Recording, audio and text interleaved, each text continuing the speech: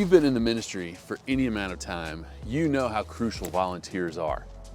Volunteers that are called, that are committed, that are passionate, excited, and they're going to show up each and every week to serve in the way that God has called them to do. And if you've been in the ministry, you also know that sometimes it's hard to recruit those volunteers. It's hard to find the ones that you know are out there in your church that want to serve and be a part of what's going on. So today we're going to talk about that.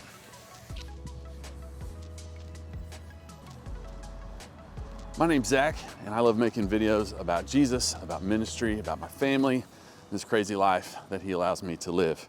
If you're new around here, we're glad you're here. Welcome. If you've been around for a while, it's good to see you again.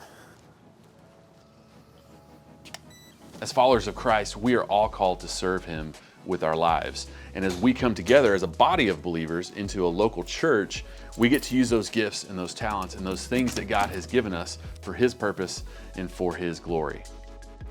In Ephesians chapter 4, it says that we are called to equip and train the people, the saints, to go and do the good work that God has for them. And through that, we are building up the body of Christ. And so it's our job as ministers, as ministry leaders, to give volunteers, to give those people that feel called to serve in the body the tools, the things that they need to grow in their relationship with Christ through serving the Lord. Every church body is different, but I believe that it's important for a church and their leaders to figure out a plan to recruit, to train, and to develop volunteers. And today we're going to talk a little bit about what that looks like to reach out and to recruit people to serve in different areas of ministry. So the first thing that you need to do as a part of this strategy is to pray.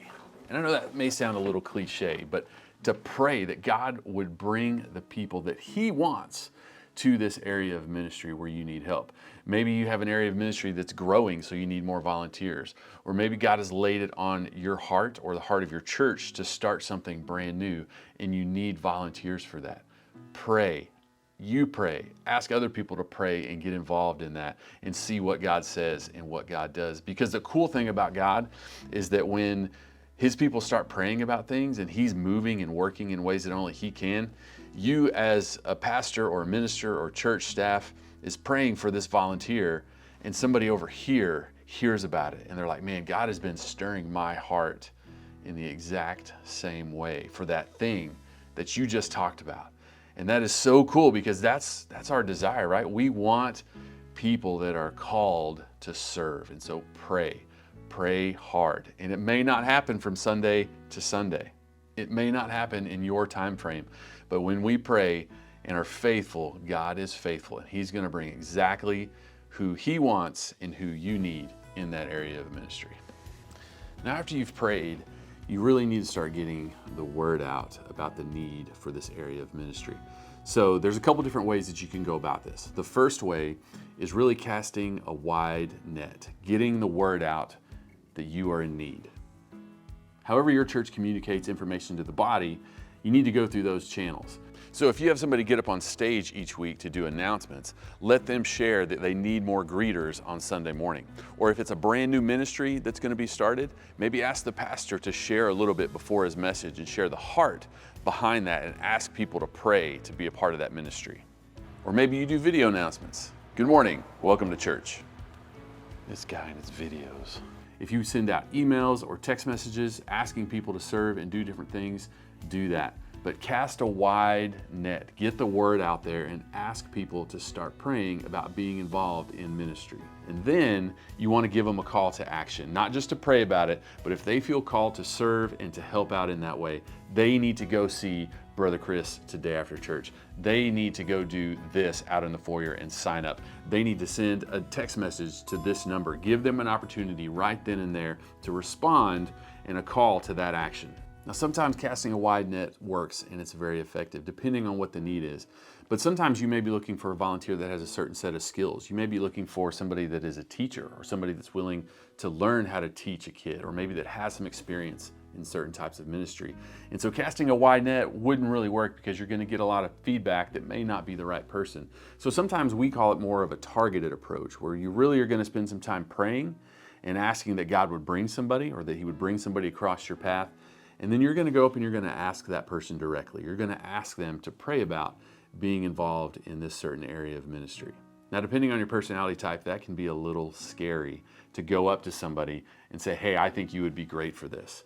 But as ministers, as people that are serving the church body, it's important for us to be able to do that and to be able to call things out in people and say, man, I've been praying about this, and I really believe that God may want to use you in this area. So I want to invite you to pray about it, and then let's get together and talk, or let's get together and have a cup of coffee next week. Several years ago, when I was still doing student ministry, we were looking for some volunteers to serve, and we were kind of at that point where we needed to find just kind of the right person.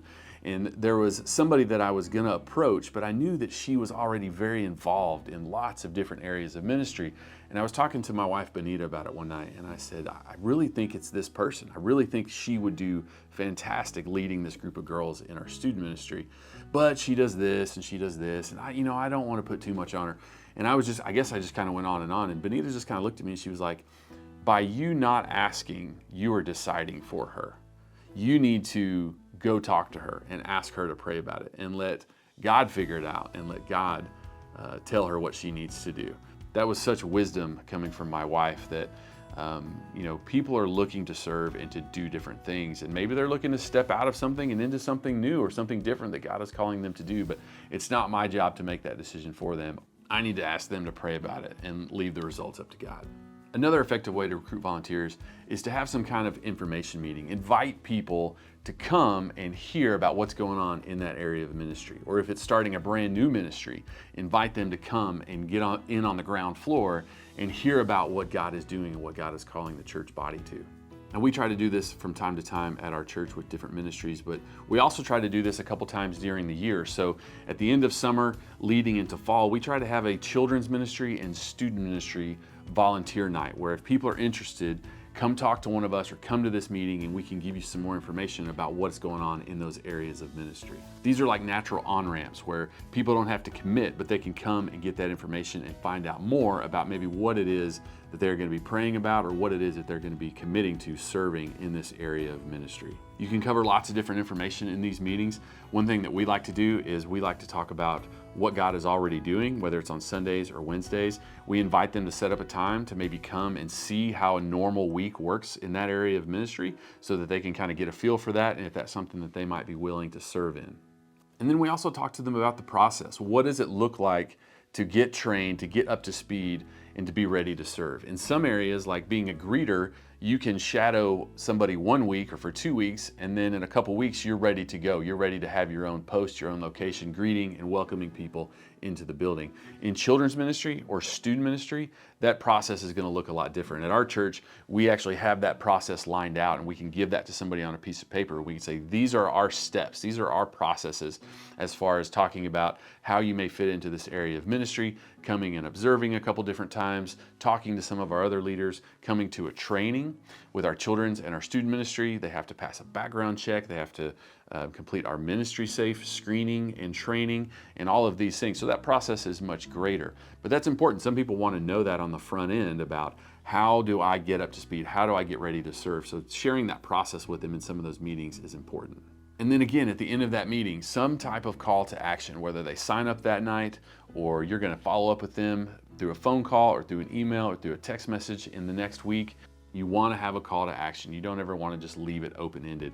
Allow them to have an opportunity to say, yes, this is what I feel God is calling me to do, or maybe no, not right now, or let me continue to pray about it. And then you make sure that you follow up with them.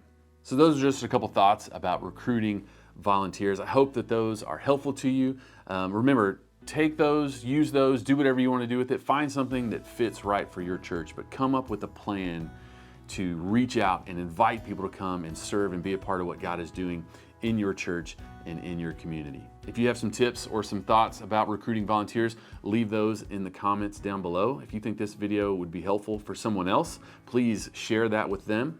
And this is the first video in a 3-part series. This one's going to be about recruiting. Video 2 will be about training volunteers. And then video 3 is going to be about developing the volunteers that you already have, helping them to continue to grow and serve in new ways. Thank you so much for watching. Until next time, walk humbly.